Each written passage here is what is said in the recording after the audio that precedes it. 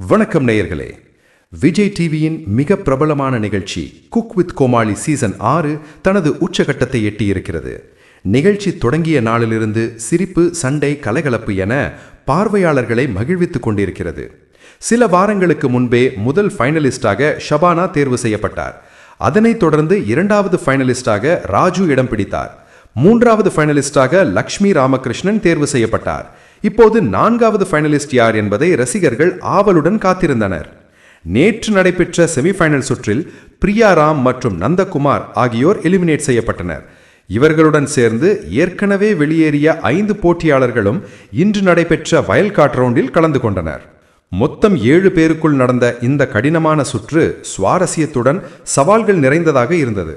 ஒவ்வொருவரும் தங்களுக்கான வாய்ப்பை பயன்படுத்தி ஃபைனலுக்குள் செல்ல பாடுபட்டனர்.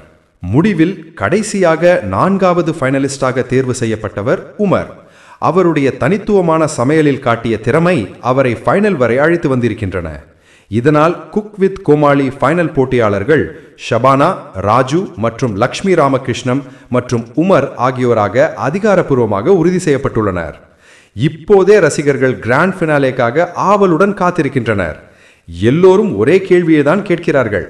இந்த சீசனின் டைட்டில் வின்னர் யாராக போகிறார்? சில நாட்களில் வெளிவர இருக்கும் ஃபைனல் எபிசோடு தான் அந்த பதிலை சொல்ல போகிறது. உங்களுடைய கருத்துக்களை மறக்காம இந்த வீடியோ கீழே கமெண்ட் செய்யுங்க.